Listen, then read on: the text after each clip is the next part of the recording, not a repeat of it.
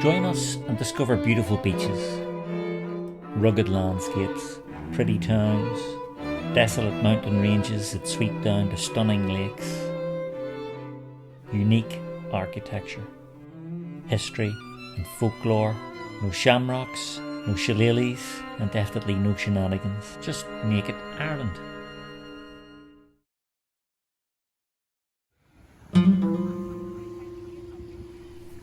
On Easter Monday, 24th of April 1916, Patrick Pearse read out the Proclamation of the Irish Republic outside this General Post Office on O'Connell Street in Dublin. It was a momentous and ultimately symbolic action that plunged the centre of Dublin into civil chaos. What made this moment especially striking was not just the words themselves, but the setting. O'Connell Street was one of the busiest thoroughfares in Dublin, and the General Post Office was a symbol of British administration in Ireland. As Pearse stepped forward to read the proclamation, many passers-by were confused, unsure whether this was a genuine rebellion or some kind of demonstration. Yet within minutes it became clear that something unprecedented was unfolding.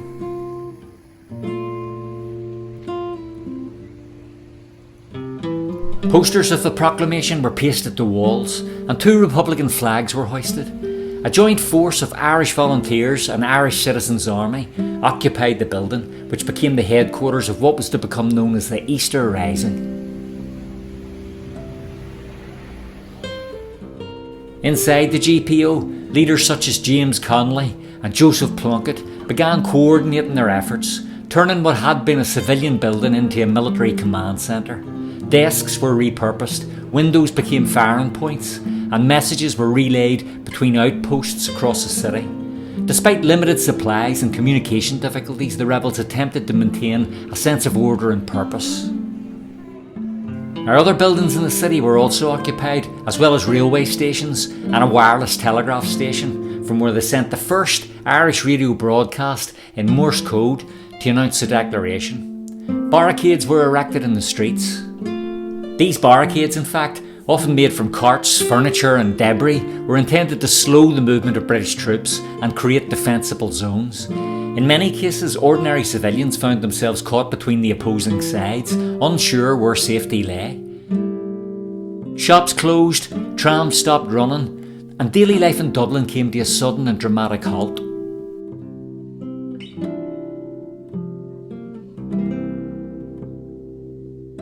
Other Dublin landmarks such as the Four Courts, Jacob's Biscuit Factory, Boland's Mill and even St Stephen's Green were also occupied. Various bridges were seized and telegraph wires and communication links cut. At St Stephen's Green, for example, rebels dug trenches in the park, attempting to hold the open space. However, they soon found themselves vulnerable to sniper fire from surrounding buildings, highlighting the challenges faced by an under-resourced force attempting to control an urban battlefield. Each occupied site had its own strategic importance, but coordination between them proved very difficult. Some strategic locations, however, were not seized. The example being the telephone exchange on Crown Alley, meaning that cut telephone lines were soon repaired. But this is one example of how the Rising had significantly less manpower than originally had been planned. This oversight proved critical. British forces were able to regroup more quickly than the rebels had anticipated, using intact communication systems to coordinate reinforcements. It also reflected the hurried and somewhat improvised nature of the Rising, which did not unfold entirely according to plan. It's thought that around 1,200 volunteers took part in the Rising in Dublin. There were other events by rebels in other parts of the country. However, the Rising should have been much bigger, except that a countermanding order was given by the volunteers' leader Owen McNeill, causing confusion. This countermanding order, issued at the last moment, instructed volunteers across the country to stand down. As a result, many units never mobilised, and others were left uncertain about what to do. The rebellion that took place was therefore only a fraction of what had originally been envisaged by its planners. Now, before I continue, would you please take a moment to offer the video a like if it's been informative, and don't forget to subscribe to the channel if you haven't already. A large number of people watch this channel without subscribing, and it's great to have you as part of the Naked Ireland audience, but it would be lovely if you'd hit the big red button as it helps the growth of the channel. And hit the little bell icon too, that'll mean you'll get an alert when I post a new video.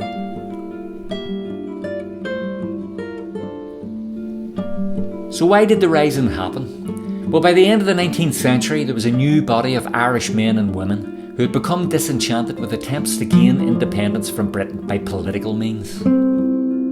For decades, Irish leaders had pursued Home Rule through parliamentary processes, hoping to achieve a degree of self-government while remaining within the United Kingdom.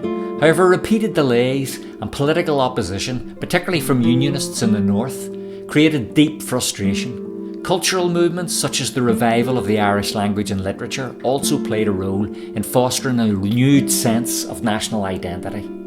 By the time of World War I, the third Home Rule Bill, the other two having failed, was put on the long finger. Frustrations in making progress on Irish independence through a political route saw several militant organisations emerge, which culminated in the Mobilization in Easter week. World War I added further complexity. While many Irishmen joined the British Army to fight in Europe, others saw the war as an opportunity, a moment when Britain was distracted and potentially vulnerable. The idea of striking for independence during this time gained traction among more radical groups. So there's more to come. I need to tell you what the result of all this military action was. But just before I do, be aware that you can support the channel now by offering a donation, if you're in a position to do that. Donations in the form of buying me a pint finances future production and is also a great way to keep these videos coming. Just click on the link in the second paragraph of the description beneath this video and that'll take you straight to the donation page. It's all very easy. Or if you're watching on a TV or computer screen, you can simply scan the QR code appearing on the screen now. Again, it'll take you straight to the donation page and all donations are so gratefully received. So how did it all end? Badly is the answer for the rebels, but ultimately for the British too. The rebels surrendered in the face of overwhelming British firepower. 485 people were killed and more than 2,600 were wounded. Much of central Dublin lay in ruins, battered by British artillery.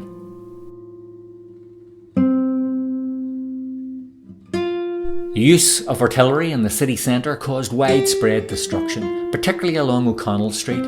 Fires broke out, buildings collapsed, and civilians bore a significant portion of the suffering. The scale of the damage shocked many and left a lasting physical scar on the city. 3,430 men and 79 women were arrested, not all of whom were involved in the rising. 14 of the so-called ringleaders were executed by firing squad, James Connolly while tied to a chair because of his injuries. And again, not all of these were actual participants. During the 10-day period in which the executions took place, the public became hostile to the British and the rebels began to gain sympathy. This, along with several atrocities committed by the British Army during the period, which came to light afterwards, changed public opinion drastically. Initially, many Dubliners had been angered by the disruption and the destruction caused by the rising. However, the executions, carried out in a relatively short period, began to shift public sentiment. The image of wounded leaders being executed, particularly Connolly, had a profound emotional impact. Stories of civilian casualties and harsh military measures further intensified resentment. The result was that a rising that was initially supported only by a militant population of activists became a watershed in a new era of Irish armed struggle. The 14 executed men eventually came to be venerated as martyrs. Ireland's most violent years were now ahead of her. In the words of W.B. Yeats, all changed utterly. A terrible beauty is born. Those words captured the paradox of the Easter Rising, an event marked by destruction and loss, yet one that fundamentally reshaped Ireland's future. Its legacy continues to be debated and remembered, and not just as a military event, but as a defining moment in the story of a nation.